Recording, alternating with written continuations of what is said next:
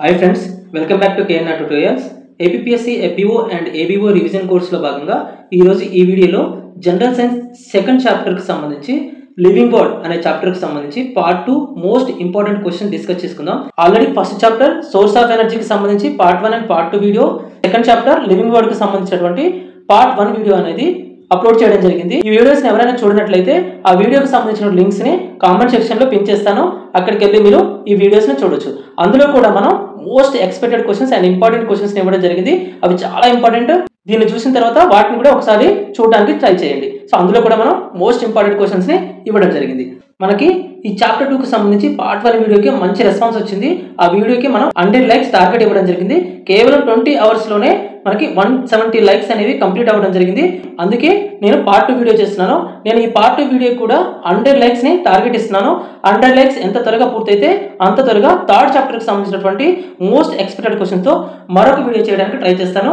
మీరు ఇస్తున్న ఈ సపోర్ట్ అనేది మాకు చాలా అవసరం. ఈ సపోర్ట్ తో మేము చాలా మంచి కంటెంట్ ని మరియు క్వాలిటీ కంటెంట్ ని తీసుకురావడానికి ట్రై చేస్తాం. మీరు ఇస్తున్న సపోర్ట్ కి చాలా థ్యాంక్ యూ. సో వీడియోలోకి వెళ్దాం.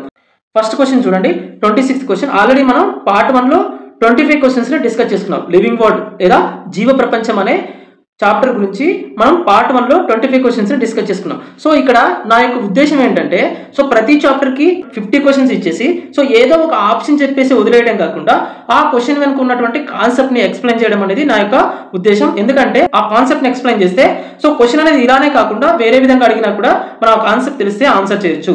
సో గుర్తుపెట్టుకోండి, కాన్సెప్ట్ అనేది చాలా ఇంపార్టెంట్. ఆ క్వశ్చన్ వెనుక ఉన్నటువంటి కాన్సెప్ట్ అనేది కూడా మనకి చాలా ఇంపార్టెంట్. సో నా ముఖ్య ఉద్దేశం ఏంటంటే ఆ కాన్సెప్ట్ ని ఎక్స్ప్లెయిన్ చేయడం. అందరిలాగా ఓన్లీ ఆప్షన్ చెప్పి వెళ్ళిపోకుండా జస్ట్ కాన్సెప్ట్ కూడా మనం ఎక్స్ప్లెయిన్ చేయడం అనేది జరుగుతుంది. సో వీడియో అనేది చివరి వరకు చూడండి, తప్పకుండా లైక్ చేయండి. 100 లైక్స్ టార్గెట్ అనేది ఎంత త్వరగా పూర్తయితే అంత త్వరగా నేను థర్డ్ చాప్టర్ కి సంబంధించి వీడియో చేయడానికి ట్రై చేస్తాను. 26th క్వశ్చన్ చూడండి, జీర్ణాశయం గోడలను హైడ్రోక్లోరిక్ ఆమ్లం యొక్క ప్రభావం నుండి ఏది రక్షిస్తుంది? జీర్ణాశయం యొక్క గోడలను హైడ్రోక్లోరిక్ ఆమ్లం యొక్క ప్రభావం నుండి ఏది రక్షిస్తుంది? సో హైడ్రోక్లోరిక్ ఆమ్లం అనేది మనకి ఎక్కడ రిలీజ్ అవుతుంది అంటే జీర్ణాశయంలో రిలీజ్ అవుతుంది. సో ఇది మనకి జీర్ణాశయం కదా, ఇందులో హైడ్రోక్లోరిక్ ఆమ్లం రిలీజ్ అవుతుంది. సో ఈ హైడ్రోక్లోరిక్ ఆమ్లం ఏం చేస్తుంది అంటే మనకి ఆహార పదార్థాలను ముక్కలుగా చేస్తుంది. ఆహార పదార్థాలను చిన్న ముక్కలుగా చేస్తుంది, అంటే బ్రేక్ చేస్తుంది. ఓకేనా, బ్రేక్ చేస్తుంది. సో ఈ యాసిడ్ అనేది ఇది మనకేంటి, ఇది యాసిడ్ ఏంటి, మనకి ఇది యాసిడ్, స్ట్రాంగ్ యాసిడ్ అనమాట. అంటే మెటల్స్ ని కూడా కరిగించేటటువంటి స్వభావం ఉన్నటువంటి యాసిడ్.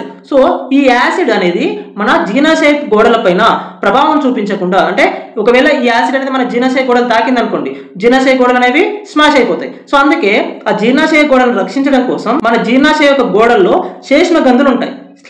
జీర్ణాశయ గోడలు ఏముంటాయి? శ్లేష్మ గ్రంథులు ఉంటాయి. సో ఈ శ్లేష్మ గ్రంథుల నుంచి మనకి శ్లేష్మ రసం అనేది లేదా శ్లేష్మం అనేది రిలీజ్ అవుతుంది. ఇది ఎలా ఉంటుందంటే మందంగా మరియు జిగటగా ఉంటుంది. దీనిలో మనకి ఏముంటాయంటే బైకార్బోనేట్ అయాన్స్ ఉంటాయి, HCO3 అంటాం. బైకార్బోనేట్ అయాన్స్ ఉంటాయి. సో ఈ బైకార్బోనేట్ అయాన్స్ ఉండడం వల్ల ఈ శ్లేష్మ రసానికి లేదా శ్లేష్మానికి క్షార స్వభావం ఉంటుంది. శ్లేష్మ పదార్థానికి క్షార స్వభావం ఉంటుంది. సో ఈ క్షార స్వభావం వల్ల మనకు ఆల్రెడీ తెలుసు HCl కి ఏ స్వభావం ఉంటుంది? ఆమ్ల స్వభావం ఉంటుంది. HCl కి ఆమ్ల స్వభావం ఉంటుంది. సో HCl అనేది మనకి ఈ బైకార్బోనేట్ తో రియాక్షన్ జరపడం వల్ల న్యూట్రల్ అయిపోతుంది, అంటే తటస్థం అయిపోతుంది. అప్పుడు మన జీర్ణాశయ గోడలు అనేవి రక్షించబడతాయి, శ్లేష్మ పదార్థం ద్వారా రక్షించబడతాయి. దేని నుంచి? HCl నుంచి రక్షించబడతాయి. మనకు ఆన్సర్ ఏంటి? శ్లేష్మం అనేది మనకు ఆన్సర్. ఓకేనా, హైడ్రోక్లోరిక్ ఆమ్లం నుంచి శ్లేష్మ పదార్థం అనేది జీర్ణాశయ గోడల్ని రక్షిస్తుంది. ఓకేనా, నెక్స్ట్ పెప్సిన్ చూడండి. పెప్సిన్ అనేది కూడా మనకి జఠర రసం నుంచి విడుదలవుతుంది. పెప్సిన్ అనేది ఎందులో ఉంటుంది? జఠర రసంలో ఉంటుంది. ఈ జఠర రసం అనేది ఎక్కడి నుంచి విడుదలవుతుంది అంటే మనకి జీర్ణాశయ గోడలో జఠర గ్రంథులు ఉంటాయి. ఆ జఠర గ్రంథుల నుంచి ఈ జఠర రసం అనేది విడుదలవుతుంది. అందులో ఈ పెప్సిన్ అనే ఎంజైమ్ ఉంటుంది. దీని యొక్క ముఖ్య విధి ఏంటంటే మనకి ప్రోటీన్ అని జీర్ణం చేస్తుంది. నెక్స్ట్ పైత్యరసం చూడండి. పైత్యరసం అనేది కాలేయం నుండి విడుదలవుతుంది. కాలేయం నుండి విడుదలై ఎక్కడికి వెళ్తుంది? చిన్న ప్రేగులోకి వెళ్తుంది. ఎక్కడికి? చిన్న ప్రేగులోకి వెళ్ళి అక్కడ కొవ్వు పదార్థాలను, అంటే సంక్లిష్టంగా ఉన్నటువంటి కొవ్వు అణువులను సరళంగా మారుస్తాయి. ఎలా మారుస్తాయి? సరళంగా మారుస్తాయి. ఓకేనా, ఓకే. పైత్యరసం అనేది చిన్న పేగులో సంక్లిష్టంగా ఉన్నటువంటి కొవ్వు అణువులను సరళంగా మారుస్తుంది. దీన్నే మనం ఏమంటామంటే కొవ్వుల యొక్క ఎమల్సీకరణం అంటాం. కొవ్వుల యొక్క ఎమల్సీకరణం అంటాం. పైత్యరసం అనేది కొవ్వుల యొక్క ఎమల్సీకరణంలో ఉపయోగపడుతుంది. నెక్స్ట్ ట్రిప్సిన్ చూడండి. ట్రిప్సిన్ అనేది క్లోమ గ్రంథి నుంచి మనకి ఉత్పత్తి అవుతుంది.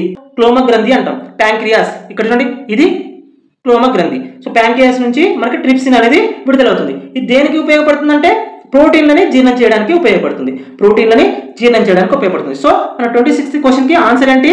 జీర్ణాశయ గోడలను రక్షించేది అంటే HCl నుంచి అంటే శ్లేష్మం, శ్లేష్మ పదార్థం. ఆప్షన్ బి అనేది మనకి కరెక్ట్ అవుతుంది. నెక్స్ట్ క్వశ్చన్ చూడండి, 27th క్వశ్చన్. ఇది reason assertion type of question. So ఇందులో మనకి అసెర్షన్లో ఏమంటున్నాడు?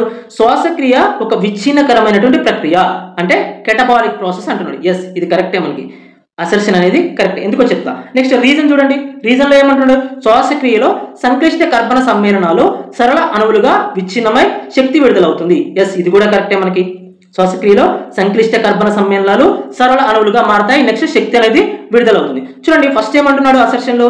శ్వాసక్రియ ఒక విచ్ఛిన్నకరమైనటువంటి ప్రక్రియ.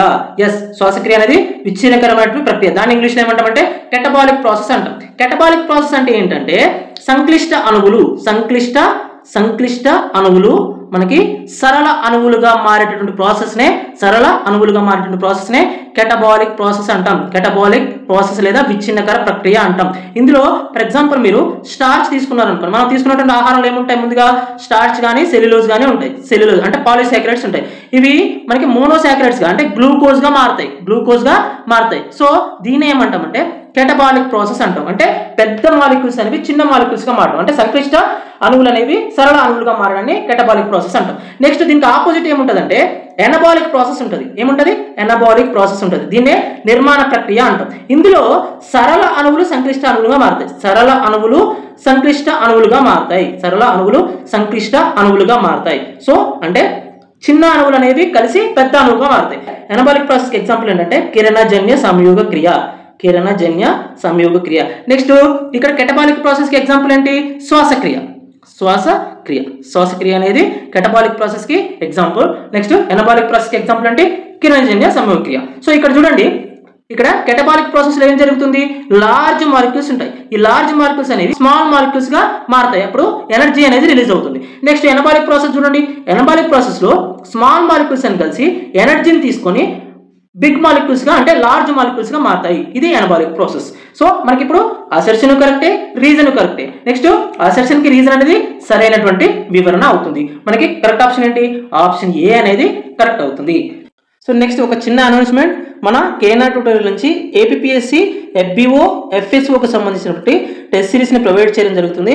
సో ఇందులో మనకి FBO and ABO test series అనేది కేవలం 199 రూపీస్కే ప్రొవైడ్ చేస్తున్నాం. అదేవిధంగా FSOకి సంబంధించిన టెస్ట్ సిరీస్ అనేది కేవలం 399 రూపీస్కే. కొంచెం సిలబస్ చాలా ఎక్కువగా ఉంటుంది కాబట్టి 399 రూపీస్కే ప్రొవైడ్ చేస్తున్నాం. ఈ FSOలో జనరల్ ఫారెస్ట్రీ పైన మనం ఎక్కువగా ఫోకస్ చేసి ఈ టెస్ట్ సిరీస్ని ప్రొవైడ్ చేయడం జరుగుతుంది. సో FBO విషయానికి వస్తే ఇందులో జనరల్ స్టడీస్కి సంబంధించిన టెస్టులు ఉంటాయి, జనరల్ సైన్స్కి సంబంధించిన టెస్టులు ఉంటాయి, నెక్స్ట్ జనరల్ మ్యాథమెటిక్స్ సంబంధించిన టెస్టులు ఉంటాయి. నెక్స్ట్ ఇందులో PDF మెటీరియల్ ఉంటుంది. అంటే ప్రతి టెస్ట్కి సంబంధించినటువంటి PDF మెటీరియల్ ఉంటుంది, మీరు రిఫర్ చేసుకోవచ్చు. నెక్స్ట్ అర్థమెటిక్ షార్ట్ కట్స్, ఎవరైతే నాన్ మ్యాథ్స్ స్టూడెంట్స్ ఉంటారో వారు రిఫర్ చేసుకోవడం కోసం అర్థమెటిక్ షార్ట్ కట్స్ని కూడా ఇందులో ప్రొవైడ్ చేయడం జరిగింది. సో ఇది most important. Arithmetic short cuts అనేది మీరు మ్యాథ్స్లో కొంచెం పట్టు సాధించాలంటే కంపల్సరీగా అర్థమెటిక్ షార్ట్ కట్స్ అనేవి తెలియాలి. వాటి కోసం మేము ఈ PDF ఫార్మాట్లో అర్థమెటిక్ షార్ట్ కట్స్ని కూడా ప్రొవైడ్ చేయడం జరిగింది. నెక్స్ట్ ఇందులో మీకు 100% సిలబస్ని కూడా కవర్ చేస్తున్నాం. నెక్స్ట్ ఇంకొక విషయం ఏంటంటే ఇందులో దాదాపుగా ఇంకొక 4 to 5 డేస్లో మనం 10 గ్రాండ్ టెస్టులను ఈ 199 సిరీస్లోనే యాడ్ చేయడం జరుగుతుంది. 10 గ్రాండ్ టెస్టులు, ఒకటి కాదు, దాదాపుగా 10 గ్రాండ్ టెస్టులు. అంటే మీకు ఇందులో 1500 క్వశ్చన్స్ కవర్ అవుతాయి. ఎన్ని క్వశ్చన్స్ కవర్ అవుతాయి? 1500 క్వశ్చన్స్ కవర్ అవుతాయి. Most important questions 1500 questions cover అవుతాయి గ్రాండ్ టెస్టులు.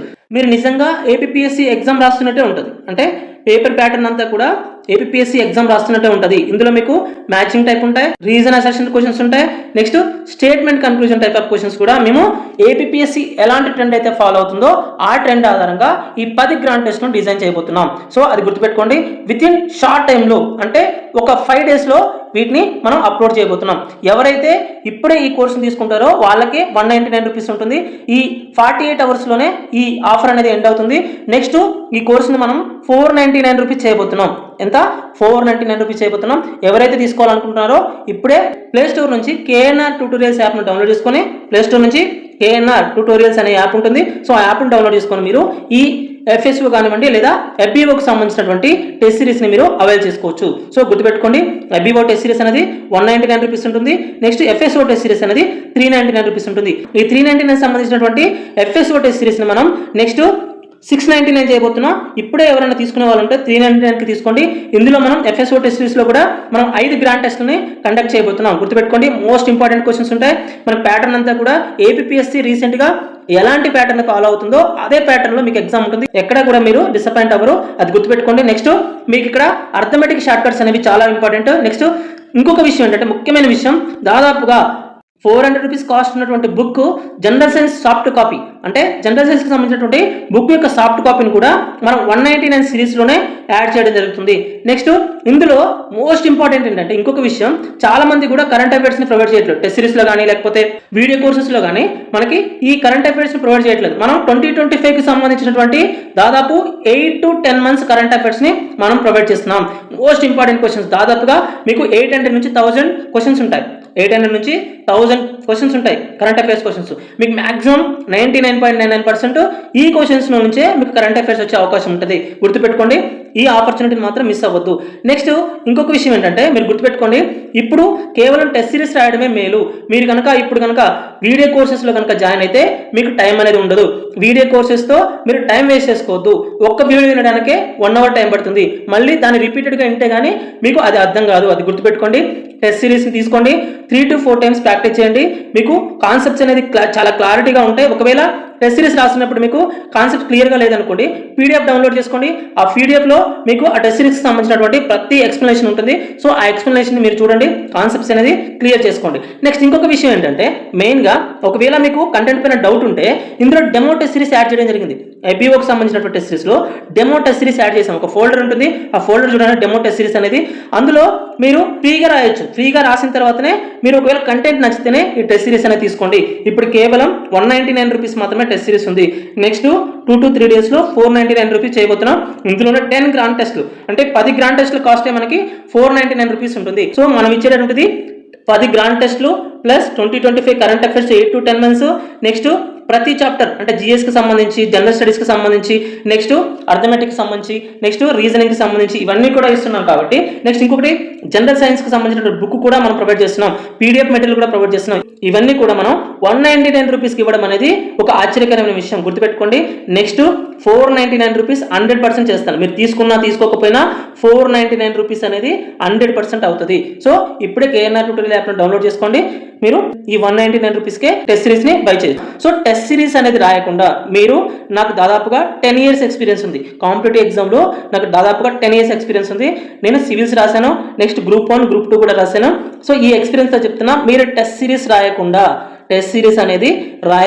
కాంపిటేటివ్ ఎగ్జామ్లో సక్సెస్ అవ్వడం అనేది ఇంపాసిబుల్. గుర్తుపెట్టుకోండి, మీరు టెస్ట్ సిరీస్ అనేది రాస్తేనే ఆ ప్యాటర్న్ అనేది మీకు అలవాటు అవుతుంది. నెక్స్ట్ చూడండి, 28th క్వశ్చన్. కింది వాటిలో ఏ జీర్ణరసంలో ఎంజైములు ఉండవు కానీ జీర్ణక్రియకు చాలా అవసరం? కింద ఇచ్చినటువంటి అన్ని కూడా మనకి జీర్ణరసాలు. ఇందులో దేనిలో ఎంజైమ్స్ ఉండవు, అయినా ఎంజైమ్స్ ఉండనప్పటికీ కూడా అది జీర్ణక్రియకు చాలా అవసరం అని అడుగుతున్నారు. సో ఫస్ట్ జఠరరసం తీసుకున్నారు అనుకోండి, ఇందులో మనకి ఎంజైమ్స్ ఉంటాయి. ఎక్కడి నుంచి విడుదలవుతుంది? జీర్ణాశయ గోడలో ఉన్నటువంటి జఠర గ్రంథుల నుంచి మనకి జఠరరసం అనేది విడుదలవుతుంది. ఇందులో మనకి పెప్సిన్ కానివ్వండి, నెక్స్ట్ రెనిన్ కానివ్వండి, మనకి ఎంజైమ్స్ ఉంటాయి. నెక్స్ట్ క్రోమరసంలో కూడా ఎంజైమ్స్ ఉంటాయి. ఏముంటాయి? ట్రిప్సిన్ ఉంటుంది, నెక్స్ట్ ఎమైలేజ్ ఉంటుంది, నెక్స్ట్ ఇంకేముంటుంది? లైఫేజ్ ఉంటుంది. ఎమైలేజ్, లైఫేజ్ అనే ఎంజైమ్స్ ఉంటాయి. సో ఇందులో క్లోమరసంలో ట్రిప్సిన్, ఎమైలేజ్, లైఫేజ్ అనే ఎంజైమ్స్ ఉంటాయి. నెక్స్ట్ పైత్యరసం తీసుకుంటారు అనుకోండి, ఎక్కడి నుంచి రిలీజ్ అవుతుంది? కాలేయం నుంచి రిలీజ్ అవుతుంది. సో ఇందులో మనకి ఎలాంటి ఎంజైమ్స్ అనేవి ఉండవు. కానీ జీర్ణక్రియకు చాలా ముఖ్యమైనది. ఏం చేస్తుంది అంటే, ఇది చిన్న పేగులోకి వెళ్ళి అక్కడ ఉన్నటువంటి పెద్ద పెద్ద కొవ్వు మాలిక్యూల్స్ ని, చిన్న మాలిక్యూల్స్ అంటే సంక్లిష్ట కొవ్వు మాలిక్యూల్స్ ని సరళ మాలిక్యూల్స్ గా మారుస్తుంది. ఓకేనా? సరళ మాలిక్యూల్స్ గా మారుస్తుంది. నెక్స్ట్ ఆంధ్ర రసంలో కూడా మనకి ఎంజైమ్స్ ఉంటాయి. కరెక్ట్ ఆప్షన్ అంటే మనకి ఆప్షన్ సి అనేది కరెక్ట్ ఆప్షన్ అవుతుంది. నెక్స్ట్ 29th క్వశ్చన్ చూడండి. ఈ క్వశ్చన్స్ అనేవి మనకి చాలా చాలా ఇంపార్టెంట్. టెస్ట్ సిరీస్ లో KNR ట్యూటోరియల్స్ లోనే టెస్ట్ సిరీస్ లో ఈ ABOకి సంబంధించినటువంటి టెస్ట్ సిరీస్ లో చాలా ఇంపార్టెంట్ క్వశ్చన్స్ కూడా ఇవ్వడం జరిగింది. మీకు దాదాపుగా ఒక్కొక్క చాప్టర్ కి 200 నుంచి 250 వరకు క్వశ్చన్స్ అనేవి ఇచ్చాం. చాలా చాలా ఇంపార్టెంట్ క్వశ్చన్స్. సో మీరు అవి చూసుకున్నా కూడా, మీరు చాప్టర్ చదవకపోయినా అవి చూసుకున్నా కూడా సరిపోతుంది. అంటే మీకు ఇందులో reason assertion, next statement conclusion, next matching type of questions, next మామూలు MCQs క్వశ్చన్స్ అనేవి కూడా ఇవ్వడం జరిగింది. చాలా చాలా ఇంపార్టెంట్ క్వశ్చన్స్ అన్ని కూడా మనకి APPSC ఫాలో అవుతున్నటువంటి ప్యాటర్న్ లో ఇవ్వడం జరిగింది. సో ఎవరైనా ఈ టెస్ట్ సిరీస్ లో జాయిన్ అవ్వాలనుకుంటే ఇప్పుడు కేవలం ఇది 199 రూపీస్ ఉంది. ప్లే స్టోర్ నుంచి KNR ట్యూటోరియల్ యాప్ని డౌన్లోడ్ చేసుకోండి. అందులో మీకు ఈ ABOT సిరీస్ అనేది ఉంటుంది. ఇప్పుడే ఎన్రోల్ చేసుకోండి. లేదంటే మీకు కామెంట్ సెక్షన్లో యాప్కి సంబంధించిన లింక్ ఇస్తాను, అక్కడ నుంచి కూడా మీరు ఈ యాప్ను డౌన్లోడ్ చేసుకోవచ్చు. సో నెక్స్ట్ 29th క్వశ్చన్ చూడండి. అమీబాలో ఆహార రిక్తిక యొక్క పాత్ర ఏమిటి అంటున్నాడు. అమీబాలో ఆహార రిక్తిక యొక్క పాత్ర ఏమిటి అంటున్నాడు. ఆన్సర్ అంతఃకణ జీర్ణక్రియ, అంటే ఇంటర్సెల్యులర్ డైజెషన్ అంటాం. కణం లోపల జరిగేటటువంటి డైజెషన్ ని మనం అంతఃకణ జీర్ణక్రియ అంటాం. సో ఆహార రిక్తిక ఉంటుంది, అందులో అమీబాలో ఆహార రిక్తిక ఉంటుంది. ఇది దేనికోసం ఉపయోగపడుతుంది అంటే అంతఃకణ జీర్ణక్రియలో ఉపయోగపడుతుంది. అమీబా యొక్క అంతఃకణ జీర్ణక్రియలో ఉపయోగపడుతుంది. ఆప్షన్ సి అనేది మనకి కరెక్ట్ అవుతుంది. నెక్స్ట్ 30th క్వశ్చన్ చూడండి. ఇందులో మనకి ఏమడుతున్నాడంటే కింది వాటిలో ఏది మానవ శ్వాస వ్యవస్థలోని భాగాల సరైన క్రమాన్ని సూచిస్తుంది అంటున్నాడు. కింది వాటిలో ఏది మానవ శ్వాస వ్యవస్థలోని భాగాల సరైన క్రమాన్ని సూచిస్తుంది అంటున్నాడు. అంటే మనకి లోపలికి గాలి ఎంటర్ అయినప్పటి నుంచి ఊపిరితిత్తులకి ఏ ద్వారం ద్వారా వెళ్తుంది అనేది ఆ క్రమాన్ని మనం సూచించాలి. సో దీని కరెక్ట్ ఆప్షన్ ఏంటంటే ఆప్షన్ ఏ అనేది కరెక్ట్. ఫస్ట్ మనకి ముక్కు ద్వారా మనం గాలి పీల్చుకుంటాం, తర్వాత ఎందులోకి వెళ్తుంది, గ్రసనలోకి వెళ్తుంది, తర్వాత స్వరపేటికలోకి వెళ్తుంది, తర్వాత వాయునాళంలోకి వెళ్తుంది, తర్వాత శ్వాసనాళంలోకి వెళ్తుంది, తర్వాత వాయుగోనులోకి వెళ్తుంది. సో ఇక్కడ చూడండి నేను చెప్తాను. ఇప్పుడు ఫస్ట్ నాజల్స్ ద్వారా అంటే ముక్కు ద్వారా మనం గాలి తీసుకుంటాం, తర్వాత ఎక్కడికి గ్రసనలోకి వెళ్తుంది, ఇక్కడ గ్రసని ఉంటుంది. సో దీన్నే మనం గ్రసని అంటాం. నెక్స్ట్ తర్వాత ఎక్కడికి వెళ్తుంది, స్వరపేటికలోకి వెళ్తుంది, అక్కడ నుంచి వాయునాళాల్లోకి వెళ్తుంది. నెక్స్ట్ ఎక్కడికి వెళ్తుంది, బ్రాంకిస్లోకి వెళ్తుంది, అంటే వాయునాళాలు అంటాం, వాయునాళంలోకి వెళ్తుంది. నెక్స్ట్ అక్కడ నుంచి ఎక్కడికి వెళ్తుంది, శ్వాసనాళాల్లోకి వెళ్తుంది, శ్వాసనాళాలు అంటాం, శ్వాసనాళాల్లోకి వెళ్తుంది. ఇవి శ్వాసనాళాలు. శ్వాసనాళాల నుంచి ఎక్కడికి వెళ్తుంది, వాయుగోనుల్లోకి వెళ్తుంది. ఊపిరితిత్తుల లోపల వాయుగోనులు ఉంటాయి. సో ఈ వాయుగోనుల్లోకి వెళ్తుంది. అక్కడ మనకి వాయువుల యొక్క మార్పిడి అనేది జరుగుతుంది. అక్కడ ఏమవుతుంది, CO2 అనేది రిలీజ్ చేస్తుంది, O2ని తీసుకుంటుంది. ఓకేనా. సో ఇది మనకి ఆర్డర్. ఫస్ట్ ముక్కు, తర్వాత గ్రసని, తర్వాత స్వరపేటిక, తర్వాత వాయునాళం, తర్వాత శ్వాసనాళాలు, తర్వాత వాయుగోనులు. ఇది మనకి ఆర్డర్. నెక్స్ట్ 31st క్వశ్చన్ చూడండి. కఠినమైన వ్యాయామం తర్వాత కండరాలలో నొప్పి మరియు తిమ్మిరికి కారణమయ్యే ఆమ్లం ఏది? సో ఆన్సర్ లాక్టిక్ ఆమ్లం. సో ఎందుకంటే ఫర్ ఎగ్జాంపుల్ మనకి గ్లూకోజ్ అనేది ఆక్సిజన్తో కలిసి మనకి ఏం ఏర్పడుతుంది, నీరు ఏర్పడుతుంది, ప్లస్ ఇంకేం ఏర్పడుతుంది, CO2 ప్లస్ శక్తి ఏర్పడుతుంది. సో ఇది నార్మల్గా మనం పని చేసేటప్పుడు జరిగేటటువంటి ప్రక్రియ. కానీ మనం హార్డ్ వర్క్ చేసేటప్పుడు, బాగా రన్నింగ్ చేస్తున్నాం అనుకోండి, ఇది నార్మల్ వర్క్ చేసేటప్పుడు, పైన నార్మల్ వర్క్ చేసేటప్పుడు, సో అంటే కంప్లీట్గా గ్లూకోజ్ అంతా కూడా మనకి ఎలా మారుతుంది, శక్తిగా మారుతుంది. కానీ మనకి ఇక్కడ చూడండి, ఎప్పుడైతే మనం హార్డ్ వర్క్ చేస్తామో గ్లూకోజ్ని మనకి శక్తిగా మార్చడానికి అధికంగా ఆక్సిజన్ అనేది అవసరం అవుతుంది. అధికంగా ఆక్సిజన్ అనేది అవసరం అవుతుంది. అప్పుడు మన హార్ట్ కానివ్వండి, నెక్స్ట్ ఊపిరితిత్తులు కానివ్వండి, అంటే లంగ్స్ కానివ్వండి, ఎక్కువ ఆక్సిజన్ని మనకి పంప్ చేయాల్సి ఉంటుంది. సో ఆ సమయంలో అవి పంప్ చేయలేవు. అలా పంప్ చేయలేకపోవడం వల్ల గ్లూకోజ్ ఏం చేస్తుందంటే అవాయు శ్వాసక్రియ అంటే ఆక్సిజన్ లేనటువంటి శ్వాసక్రియ జరిపి మనకి లాక్టిక్ ఆమ్లాన్ని ఏర్పరుస్తుంది. లాక్టిక్ ఆమ్లాన్ని ఏర్పరుస్తుంది. ఇలా ఏర్పడినటువంటి లాక్టిక్ ఆమ్లం అనేది మనకి కండరాలలో చేరి ఆమ్ల స్వభావం వల్ల ఏమవుతుందంటే పెయిన్ అనేది కలుగుతుంది. ఓకేనా, పెయిన్ అనేది కలుగుతుంది. సో ఇది మనకి కండరాల్లో పెయిన్ రావడానికి గల కారణం. అంటే మనం హార్డ్ వర్క్ చేసినప్పుడు కండరాల్లో పెయిన్ రావడానికి కారణం ఏంటంటే లాక్టిక్ ఆమ్లం. ఎలా రిలీజ్ అవుతుంది, గ్లూకోజ్ అనేది అవాయు శ్వాసక్రియలో శక్తి విడుదల చేసినప్పుడు లాక్టిక్ ఆమ్లం అనేది విడుదలవుతుంది. ఆ లాక్టిక్ ఆమ్లం అనేది ఆమ్ల స్వభావాన్ని కలిగి ఉండి కండరాల్లో ఉండడం వల్ల మనకి నొప్పి అనేది తెలుస్తుంది. సో ఇలా ఏర్పడినటువంటి లాక్టిక్ ఆమ్లం మనం రిలాక్సేషన్లోకి వెళ్ళిన తర్వాత కాలేయంలోకి వెళ్ళి తిరిగి మళ్ళీ గ్లూకోజ్గా మారుతుంది. మనకి కరెక్ట్ ఆప్షన్ ఏంటి, ఆప్షన్ బి అనేది కరెక్ట్ అవుతుంది. నెక్స్ట్ 32 క్వశ్చన్ చూడండి. ఇది reason assertion type question. Assertion ఏమంటున్నాడు, పత్రరంధ్రాలు సాధారణంగా పగటి పూట తెరుచుకొని రాత్రి సమయంలో మూసుకుంటాయి.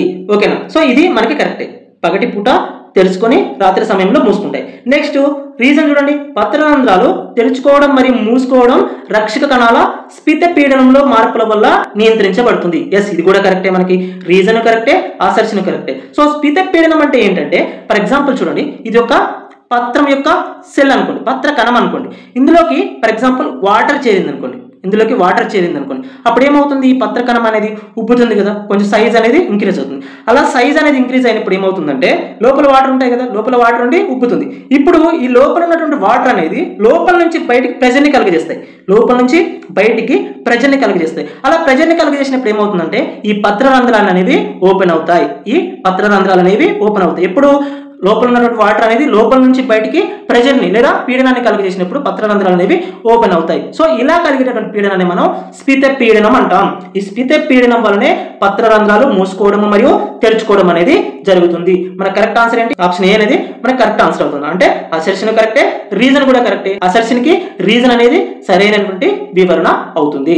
నెక్స్ట్ 33rd క్వశ్చన్ చూడండి, కింది వాటిని జతపరచండి అంటున్నాడు. సో ఫస్ట్ ఏమి ఇచ్చాడు, జాబితాలో పోషణ విధానం ఇచ్చాడు, నెక్స్ట్ తర్వాత ఉదాహరణ ఇచ్చాడు. ఓకేనా, అది జరుపుకునేటువంటి ఏ జీవి అయితే ఉంటుందో ఆ జీవికి సంబంధించి ఉదాహరణ ఇచ్చాడు. పోషణ విధానం ఏంటి, ఫస్ట్ స్వయం పోషణకు సంబంధించి కరెక్ట్ ఆప్షన్ ఏంటి మనకంటే ఆప్షన్ 3 అనేది, అంటే కరెక్ట్ గా 3తో మ్యాచ్ అవుతుంది. స్పైరోగైరా అంటే ఏంటి మనకి, ఇది నీలి ఆకుపచ్చ శైవలం అంటాం, నీలి ఆకుపచ్చ శైవలం అంటాం. ఇది పత్రహారితాన్ని కలిగి ఉంటుంది. ఈ నీలి ఆకుపచ్చ శైవలం అనేది పత్రహారితాన్ని కలిగి ఉంటుంది. ఇలా పత్రహారితాన్ని కలిగి ఉండడం వల్ల కిరణజన్య సంయోగ క్రియ జరిపి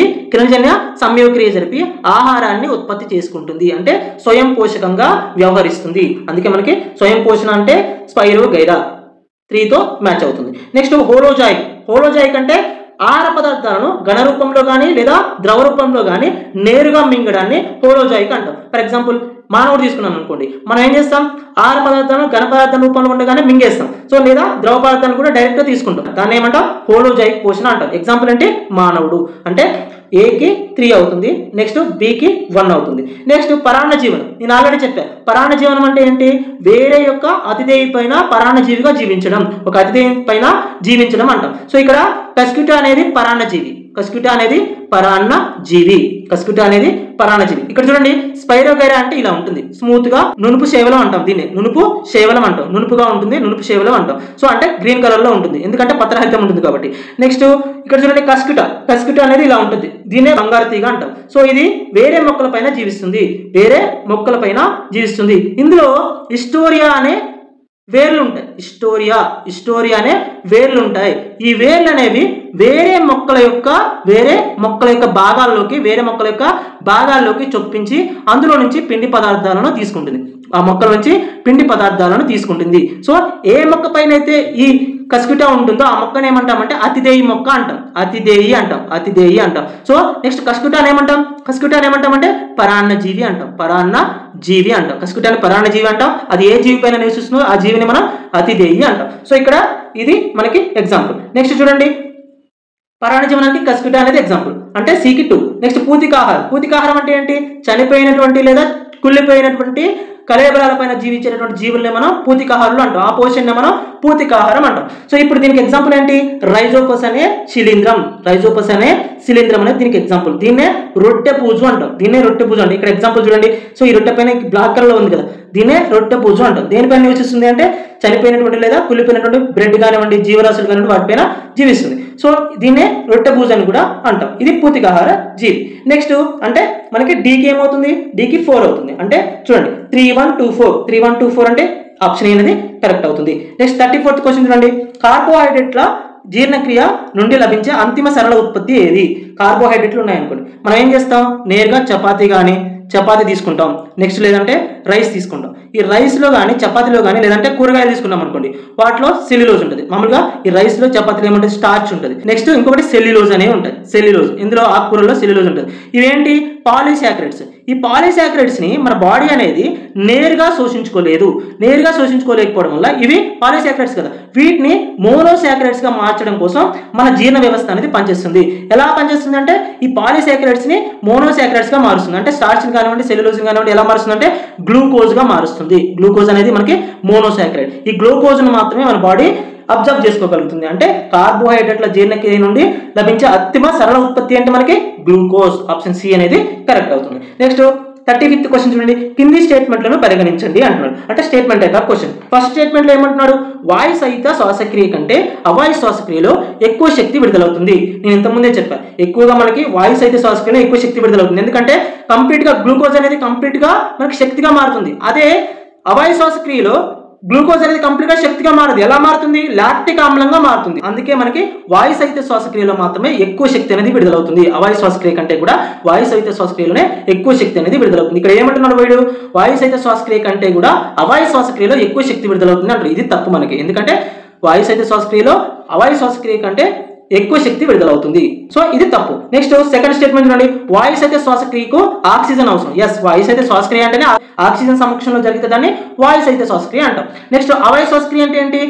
ఆక్సిజన్ లేనటువంటి వాతావరణంలో జరిగితే దాన్ని అవాయు శ్వాసక్రియ అంటారు. ఇక్కడేమో ఆక్సిజన్ అవసరం అవుతుంది, నెక్స్ట్ ఇక్కడేమో ఆక్సిజన్ యొక్క అవసరం అనేది ఉండదు. సో స్టేట్మెంట్ 2 అనేది కరెక్ట్ అవుతుంది. స్టేట్మెంట్ 1 అనేది మనకి తప్పు అవుతుంది. సో స్టేట్మెంట్ 2 కరెక్ట్, అంటే మనకి ఆప్షన్ బి అనేది కరెక్ట్ అవుతుంది. నెక్స్ట్ 36th క్వశ్చన్ చూడండి. మానవ స్వరపేటిక యొక్క ప్రధాన విధి ఏమిటి? ఆన్సర్ ధ్వనిని ఉత్పత్తి చేయడం. మానవ స్వరపేటిక యొక్క ప్రధాన విధి ఏంటంటే ధ్వనిని ఉత్పత్తి చేయడం.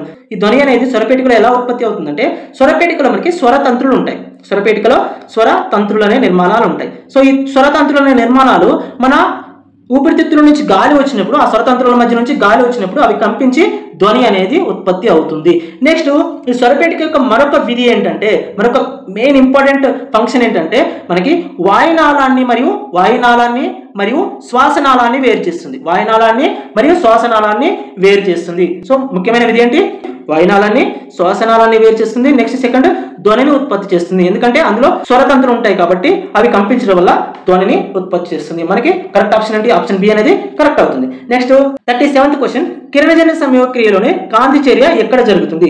సో కిరణజన్య సంయోగక్రియకు సంబంధించి కాంతి చర్య అనేది పత్రహరితంలో మనకి పత్ర రేణువులు ఉంటాయి. ఈ పత్ర రేణువులో మనకి ఏముంటాయంటే థైలకాయిడ్ పొరలు ఉంటాయి. ఏముంటాయి? థైలకాయిడ్ పొరలు ఉంటాయి. ఈ థైలకాయిడ్ పొరలే మనం ఏమంటామంటే గ్రానా అంటాం. గ్రానా. ఈ గ్రానాలోనే మనకి కిరణజన్య సంయోగక్రియ లేదా ఫోటోసింథసిస్ అనేది జరుగుతుంది. ఇక్కడ పత్రహరితం లేదా హరిత రేణువులోని థైలకాయిడ్ పొరలో లేదా గ్రానాలో ఈ కిరణజన్య సంయోగక్రియ అనేది జరుగుతుంది. అంటే మనకి ఆప్షన్ బి అనేది కరెక్ట్ అవుతుంది. నెక్స్ట్ 38th క్వశ్చన్ చూడండి. Assertion reason type of question. First assertion లో ఏమంటున్నాడు? మిడతలో రక్తం ఎరుపు రంగులో ఉండదు. ఎస్, ఇది కరెక్టే. మనకి మిడతలో రక్తం అనేది ఎరుపు రంగులో ఉండదు. ఏ రంగులో ఉంటుంది మరి? నీలిరంగు లేదా ఆకుపచ్చ రంగులో ఉంటుంది. ఆకుపచ్చ రంగులో ఉంటుంది. నీలిరంగు లేదా ఆకుపచ్చ రంగులో ఉంటుంది. ఇందులో మిడతలో రక్తం అనేది ఎరుపు రంగులో ఉండదు. ఎందుకు అంటే అందులో హీమోగ్లోబిన్ ఉండదు. మిడత యొక్క రక్తంలో మనకి హీమోగ్లోబిన్ అనేది ఉండదు. కాబట్టి మనకి మిడత యొక్క రక్తం అనేది నీలి రంగు కానీ ఆకుపచ్చ రంగు కానీ ఉంటుంది, ఎరుపు రంగులో ఉండదు. ఎందుకంటే హిమోగ్లోబిన్ లేదు కాబట్టి. అంటే అసర్షన్ అనేది కరెక్టే, నెక్స్ట్ రీజన్ అనేది కూడా కరెక్టే. అంటే అసర్షన్ రీజన్ రెండు కరెక్టే. అసర్షన్ కి రీజన్ అనేది సరైనటువంటి వివరణ అవుతుంది. ఇంకొక ముఖ్యమైన విషయం ఏంటంటే మిడత యొక్క రక్తాన్ని మనం ఏమంటామంటే హీమోలింప్ అంటాం. Very very very important. ఈసారి ఇది అడగొచ్చు. హీమోలింప్ అంటాం. మిడత యొక్క రక్తాన్ని హీమోలింప్ అంటాం. మిడత యొక్క రక్తాన్ని ఏమంటాం? హీమోలింప్ అంటాం. ఏ రంగులో ఉంటుంది? నీలి రంగు లేదా ఆకుపచ్చ రంగులో ఉంటుంది. నెక్స్ట్ క్వశ్చన్ చూడండి. 39th question. చిన్న ప్రేగులో పూర్తిగా జీర్ణమైన ఆహారాన్ని శోషించుకునే నిర్మాణాలు ఏవి? ఓకేనా, మనకి జీర్ణాశయంలో ఆహారం పాక్షికంగా జీర్ణమవుతుంది. జీర్ణాశయంలో ఆహారం పాక్షికంగా జీర్ణమవుతుంది. తర్వాత చిన్న ప్రేగులోకి వెళ్తుంది. ఎక్కడికి వెళ్తుంది? చిన్న ప్రేగులోకి వెళ్తుంది. ఓకేనా, అక్కడ పూర్తిగా జీర్ణమవుతుంది. ఎలా? పూర్తిగా జీర్ణమవుతుంది. ఇలా పూర్తిగా జీర్ణమైనటువంటి ఆహారాన్ని రక్తంలోకి శోషించుకోవడానికి మనకి చిన్న ప్రేగులో ఆంత్ర సూచకాలు ఉంటాయి. ఆంత్ర సూచకాలు అంటాం. వీటినే విల్లి అని కూడా అంటాం. ఆంత్ర సూచకాలు లేదా విల్లి అంటాం. ఈ ఆంత్ర సూచకాల్లో సూక్ష్మ ఆంత్ర సూచకాలు ఉంటాయి. ఈ సూక్ష్మ ఆంత్ర సూచకాల్లోనే మనకి రక్తకేశనాళికలు మరియు లింపు నాళాలు అనేవి ఉంటాయి. ఈ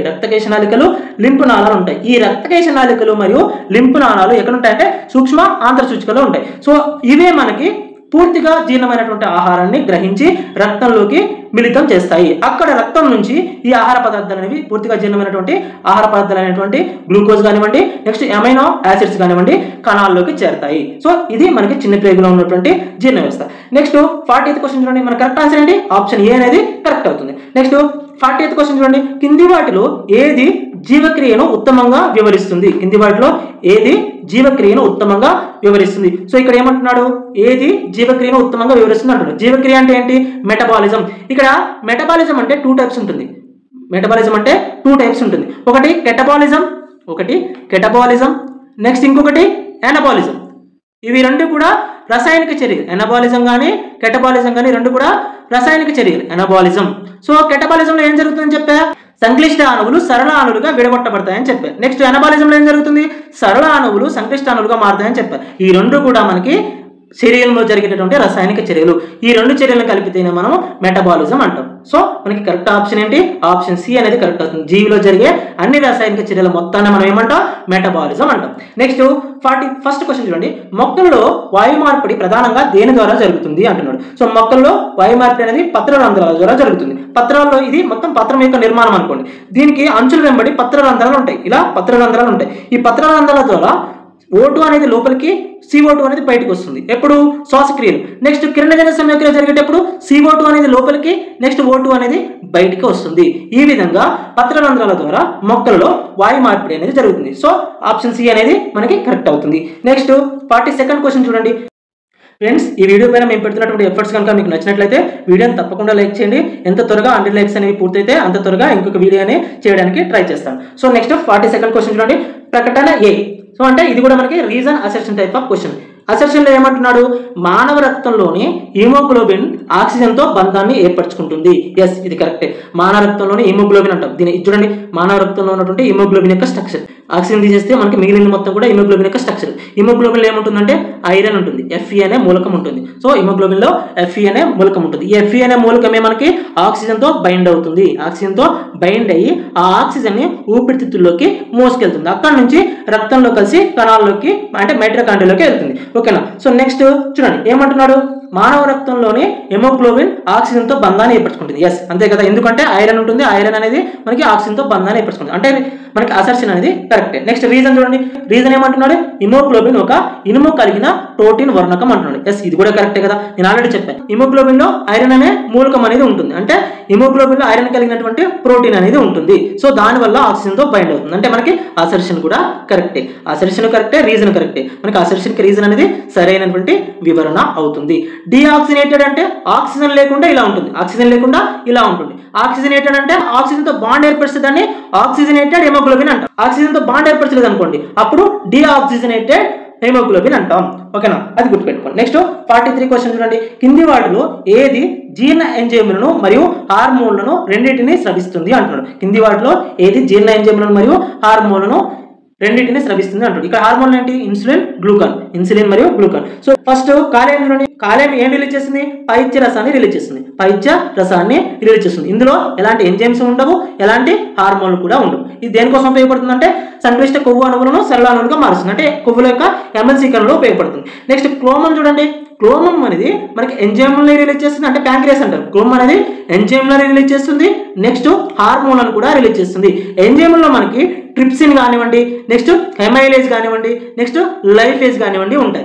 నెక్స్ట్ మనకి హార్మోన్ల విషయానికి వచ్చినప్పుడు ఒకటి ఇన్సులిన్ కానివ్వండి, ఇంకోటి గ్లూకాగాన్ కానివ్వండి ఉంటుంది. గ్లూకాగాన్ అనేది నెక్స్ట్ ఇన్సులిన్ అనే రెండు హార్మోన్లను ఎవరు రిలీజ్ చేస్తారు? క్లోమం అనేది రిలీజ్ చేస్తుంది. మరి ఇన్సులిన్ యొక్క ప్రముఖ విధి ఏమిటి అంటే చూడండి, ఇన్సులిన్ యొక్క ముఖ్య విధి ఏంటి అంటే రక్తంలో గ్లూకోజ్ స్థాయిని తగ్గిస్తుంది. ఒకవేళ రక్తంలో గ్లూకోజ్ స్థాయి కనుక అధికమైనప్పుడు ఆ గ్లూకోజ్ స్థాయిని తగ్గించడానికి ఇన్సులిన్ అనేది ఉపయోగపడుతుంది.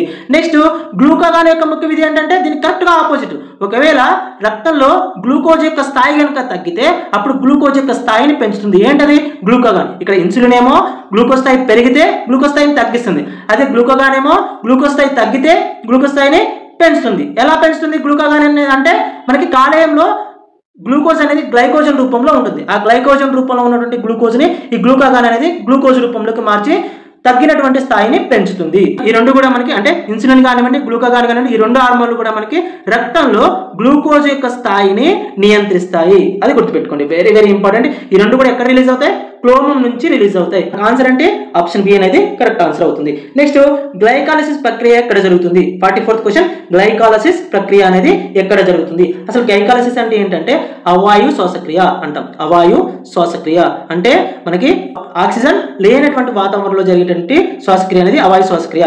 గ్లైకాలసిస్ అనేది అవాయు శ్వాసక్రియకు సంబంధించింది. ఈ గ్లైకాలసిస్ లో మనకి శక్తి విడుదలవుతుంది. గ్లైకాలసిస్ లో శక్తి అనేది విడుదలవుతుంది. ఎలా విడుదలవుతుందంటే ఇక్కడ గ్లైకాలసిస్ లో గ్లైకో అంటే గ్లూకోజ్ అని అర్థం. గ్లూకోజ్ అని అర్థం. నెక్స్ట్ లైసిస్ అంటే ఏంటంటే మనకి విచ్చిత్తి అంటాం. విచ్చిత్తి అని అర్థం. విచ్చిత్తి అని అర్థం అంటే గ్లూకోజ్ని విచ్చిత్తి చేయడం ద్వారా, అవాయు శ్వాసక్రియలో గ్లూకోజ్ని విచ్చిత్తి చేయడం ద్వారా మనకి శక్తి అనేది రిలీజ్ చేస్తుంది. ఏ ప్రక్రియ? గ్లైకాలసిస్ అనే ప్రక్రియ. ఇది ఎక్కడ జరుగుతుంది అంటే కణం లోపల కణద్రవ్యంలో జరుగుతుంది. ఎక్కడ?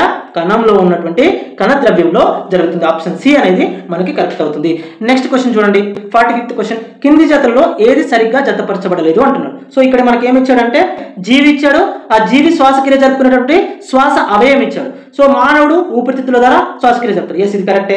వానపాము తేమ చర్మం ద్వారా శ్వాసక్రియ జరుపుతుంది. ఇది కరెక్టే. నెక్స్ట్ చేప మొప్పల ద్వారా శ్వాసక్రియ జరుపుతుంది. ఇది కూడా కరెక్టే. సో అంటే మనం ఇప్పుడు సరికాని జతను గుర్తించాలి. అంటే ఇక్కడ డి చూడండి, అమీబా అనేది వాయునాళాల ద్వారా శ్వాసక్రియ జరుపుతుంది అంటున్నారు. వాయునాళాల ద్వారా శ్వాసక్రియ జరిపేవి ఏంటి? కీటకాలు. కీటకాలు అనేవి మనకి వాయునాళాల ద్వారా శ్వాసక్రియను జరుపుతాయి. ఫర్ ఎగ్జాంపుల్ మిడత తీసుకున్నారు అనుకోండి, వాయునాళాల ద్వారా శ్వాసక్రియ జరుపుతుంది. అమీబా అనేది దేని ద్వారా జరుపుతుందంటే వ్యాపన ప్రక్రియ ద్వారా శ్వాసక్రియ జరుపుతుంది. అమీబా అనేది వ్యాపన ప్రక్రియ ద్వారా శ్వాసక్రియ జరుపుతుంది. అంటే మనకు ఆప్షన్ డి అనేది కరెక్ట్ అవుతుంది. అంటే సరికాని జత ఏది? ఆప్షన్ డి అనేది సరికాని జత. నెక్స్ట్ 46th క్వశ్చన్ చూడండి. ఇది కూడా అసెర్షన్ రీజన్ టైప్ క్వశ్చన్. ఇక్కడ చిన్న ప్రేగు చాలా పొడవుగా మరియు చుట్టుకొని ఉంటుంది. ఎస్, మీకు అందరికీ తెలుసు, చాలాసార్లు చూసే ఉంటారు. సో నెక్స్ట్ అంటే అసెర్షన్ కరెక్టే మనకి. నెక్స్ట్ రీజన్ చూడండి, పొడవుగా ఉండడం వల్ల జీర్ణమైన ఆహారాన్ని శోషించుకోవడానికి ఎక్కువ సమయం మరియు ఎక్కువ ఉపరితల వైశాల్యం లభిస్తుంది. ఎస్, ఎందుకంటే నేను ఆల్రెడీ చెప్పాను, చిన్న పేగులో ఆంతర సూచకాలు ఉంటాయి. ఓకేనా? ఆ ఆంతర సూచకాల వల్ల మనకి ఉపరితల వైశాల్యం అనేది పెరుగుతుంది. అప్పుడు అంటే ఎక్కువ పొడవుగా ఉండడం, ఎక్కువ లెంత్ ఉండడం వల్ల ఏమవుతుందంటే ఎక్కువ ఆంతర సూచకాలు ఉంటాయి. అప్పుడు ఎక్కువ ఉపరితల వైశాల్యం ఉండడానికి అవకాశం ఉంటుంది. అంటే రీజన్ కూడా కరెక్టే. అసెర్షన్ కరెక్టే, రీజన్ కరెక్టే. అంటే అసెర్షన్కి రీజన్ అనేది సరైనటువంటి వివరణ అవుతుంది. ఆప్షన్ ఏ అనేది కరెక్ట్ అవుతుంది. సో నెక్స్ట్ చూడండి, 47th క్వశ్చన్. ఈ కింది వాటిలో ఏది జీర్ణ వ్యవస్థకు సంబంధించిన వ్యాధి కాదు? కింది వాటిలో ఏది జీర్ణ వ్యవస్థకు సంబంధించినటువంటి వ్యాధి కాదు అని అడుగుతున్నాడు. సో చూడండి, ఇక్కడ కామెర్లు అనేది దేనికి సంబంధించింది? కాలేయానికి సంబంధించి. కామెర్లు అనేది కాలేయానికి సంబంధించింది. ఇది జీర్ణ వ్యవస్థకు సంబంధించిందే కదా. అంటే ఇది లేకపోతే జీర్ణ వ్యవస్థ అనేది కంప్లీట్ అవుతుందా? కాదు. నెక్స్ట్ అల్సర్ అనేది దేనికి సంబంధించింది? అల్సర్లు ఎక్కడ వస్తాయి? జీర్ణాశయంలో వస్తాయి. ఎందుకంటే అధిక ఆమ్లత్వం వల్ల జీర్ణాశయంలో వస్తాయి. సో ఓకేనా, ఇది జీర్ణ వ్యవస్థకు సంబంధించింది. అంటే మనకు అనుకోవాల్సింది ఏంటి? జీర్ణ వ్యవస్థకి సంబంధించిన వ్యాధి కానిది కనుక్కోవాలి. ఓకేనా? నెక్స్ట్ విరేచనాలు అంటే ఇది చిన్న పేగు పెద్ద పేగుకు సంబంధించినటువంటి వ్యాధి. ఓకేనా? బ్యాక్టీరియా వల్ల వచ్చేటువంటి వ్యాధి. నెక్స్ట్ డి చూడండి, డి అనేది క్షయవ్యాధి. వేటికి వస్తుంది? క్షయవ్యాధి అనేది ఊపిరితిత్తుల్లో వస్తుంది. దేనికి వస్తుంది? ఊపిరితిత్తుల్లో వస్తుంది. అంటే ఈ ఊపిరితిత్తులు అనేవి మనకి జీర్ణ వ్యవస్థకు సంబంధించినవి కాదు. జీర్ణ వ్యవస్థకి సంబంధించినవి కాదు. సో మనకు కరెక్ట్ ఆప్షన్ ఏంటి? Option D. వాడు కనుక్కోమన్నది అదే కదా. కింది వాటిలో ఏది జీర్ణ వ్యవస్థకు సంబంధించినటువంటి వ్యాధి కాదు అంటున్నాడు. సో ఫస్ట్ మూడు కూడా మనకు జీర్ణ వ్యవస్థకు సంబంధించినటువంటి భాగాలే. అంటే ఆప్షన్ డి మాత్రమే జీర్ణ వ్యవస్థకు సంబంధించింది కాదు. ఆప్షన్ డి అనేది కరెక్ట్ అవుతుంది. క్షయవ్యాధి అనేది కరెక్ట్ అవుతుంది. దేనిలో వస్తుంది? ఊపిరితిత్తుల్లో వస్తుంది. ఓకేనా? నెక్స్ట్ 48th క్వశ్చన్ చూడండి, కింది వాటిని జతపరచండి అంటున్నాడు. కింది వాటిని జతపరచండి అంటున్నాడు. సో ఫస్ట్ ఏమి ఇచ్చాడు? ఆప్షన్ ఏలో ఉపజీవిక అంటే ఒక అవయవం ఇచ్చాడు. జాబితా 1లో అవయవం ఇచ్చాడు. జాబితా బిలో ఏమి ఇచ్చాడు? దానికి సంబంధించినటువంటి విధి ఇచ్చాడు. ఫస్ట్ ఏమి ఇచ్చాడంటే ఉపజీవిక అంటాం. దీన్నే కొండనాలిక అంటాం కదా. కొండనాలిక ఏం చేస్తుంది మనకి?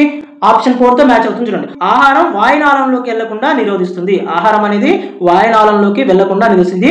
మెయిన్ ఫంక్షన్ ఉపజీవిక లేదా కొండనాలిక యొక్క మెయిన్ ఫంక్షన్ ఏంటంటే ఆహారం అనేది వాయునాళంలోకి వెళ్లకుండా నిరోధిస్తుంది. నెక్స్ట్ బి చూడండి, బి అనేది ఏంటంటే మనకి విల్లేని ఏమంటాం? ఆంతర సూచకాలు అంటాయి. ఎక్కడ ఉంటాయి? ఇవి చిన్న ప్రేగులో ఉంటాయి. దేనికి ఉపయోగపడతాయి? శోషణ వైశాల్యాన్ని పెంచడానికి ఉపయోగపడతాయి. అంటే జీర్ణమైనటువంటి ఆహారాన్ని శోషించడానికి, శోషణ వైశాల్యాన్ని పెంచడానికి ఉపయోగపడతాయి. అంటే 2తో మ్యాచ్ అవుతుంది. నెక్స్ట్ కాలేయం చూడండి, కాలేయంలో ఏం విడుదలవుతుంది? మనకి పైత్యరసం అనేది విడుదలవుతుంది. ఇది దేనికోసం ఉపయోగపడుతుంది అంటే చిన్న పేగులో మనకి కొవ్వుల యొక్క ఎమల్సీకరణానికి ఈ పైత్యరసం అనేది ఉపయోగపడుతుంది. అంటే సి అనేది 1తో మ్యాచ్ అవుతుంది. నెక్స్ట్ వాయుకోణాలు చూడండి, వాయుకోణాలు దేనికోసం ఉపయోగపడతాయంటే మనకి ఆక్సిజన్ ని తీసుకోవడానికి, CO2ని విడుదల చేయడానికి, అంటే వాయువుల యొక్క మార్పిడికి ఉపయోగపడతాయి వాయుగోళాలు అనేవి. అంటే డికి 3 అవుతుంది. అంటే 4 to 1 3. కరెక్ట్ ఆప్షన్ ఏంటి? ఆప్షన్ ఏ అనేది కరెక్ట్ అవుతుంది. నెక్స్ట్ 49th క్వశ్చన్ చూడండి, కిరణజన్య సంయోక్రియ మరియు శ్వాసక్రియకి సంబంధించి కింది వాటిలో ఏది నిజం అంటున్నాడు. అంటే ఏది కరెక్టో కనుక్కోవాలి. మిగిలిన 3 కూడా ఇన్కరెక్ట్ ఉన్నాయి. చూడండి, ఫస్ట్ 2 మొక్కల్లో మాత్రమే జరుగుతాయి. 2 మొక్కల్లోనే జరుగుతాయి. కిరణజన్య సంయోక్రియ జరుగుతుంది మొక్కల్లో, శ్వాసక్రియ కూడా మొక్కల్లో జరుగుతుంది. కానీ శ్వాసక్రియ జంతువుల్లో కూడా జరుగుతుంది కదా. కిరణజన్య సంయోక్రియ జరగకపోవచ్చు జంతువులో, కానీ శ్వాసక్రియ జరుగుతుంది కదా. అంటే జంతువుల్లో శ్వాసక్రియ జరుగుతుంది. ఇది తప్పు అవుతుంది. నెక్స్ట్ స్టేట్మెంట్ బి చూడండి, కిరణజన్య సంయోక్రియ నిర్మాణ క్రియ, శ్వాసక్రియ విచ్ఛిన్న క్రియ అంటున్నాడు. నేను ఆల్రెడీ చెప్పాను, కిరణజన్య సమయక్రియ అనేది ఎనబాలిక్ ప్రాసెస్ కి ఎగ్జాంపుల్, నిర్మాణ క్రియకి ఎగ్జాంపుల్. శ్వాసక్రియ అనేది దేనికి ఎగ్జాంపుల్? కెటబాలిక్ ప్రాసెస్ కి లేదా విచ్ఛిన్న క్రియకి ఎగ్జాంపుల్ అని నేను ఆల్రెడీ చెప్పాను. సో మనకి స్టేట్మెంట్ బి అనేది కరెక్ట్ అవుతుంది. ఇదే మనకి కరెక్ట్ ఆప్షన్ అవుతుంది. సో సి కూడా చూద్దాం.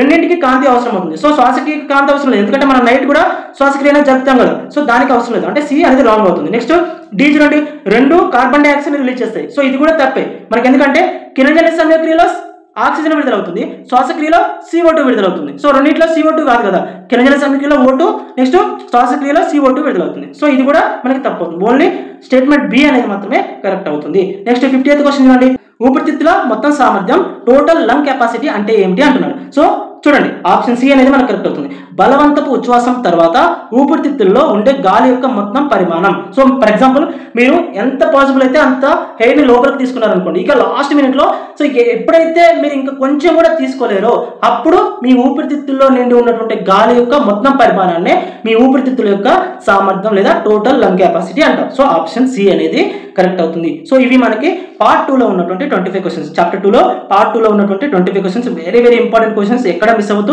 ఈ వీడియోని 1-2 సార్లు చూడండి. సో చాలా క్లారిటీ వస్తుంది. నేను ఓన్లీ ఆప్షన్ చెప్పి వదిలేకుండా దాని వెనక ఉన్నటువంటి కాన్సెప్ట్ని కూడా ఎక్స్ప్లెయిన్ చేస్తున్నాను. మీకు ఈ వీడియో కనుక నచ్చినట్టయితే తప్పకుండా వీడియోని లైక్ చేయండి. నెక్స్ట్ 100 లైక్స్ అనేవి టార్గెట్ అనేది కంప్లీట్ అయితే మాత్రం నెక్స్ట్ వీడియో అనేది చాలా ఎర్లీగా వస్తుంది, గుర్తుపెట్టుకోండి. ఇంకొక విషయం, ఎవరైనా ఛానల్ని కొత్తగా విజిట్ చేస్తున్నట్లయితే ఛానల్ తప్పకుండా సబ్స్క్రైబ్ చేసుకొని వీడియోని లైక్ చేయడానికి ట్రై చేయండి. Thank you.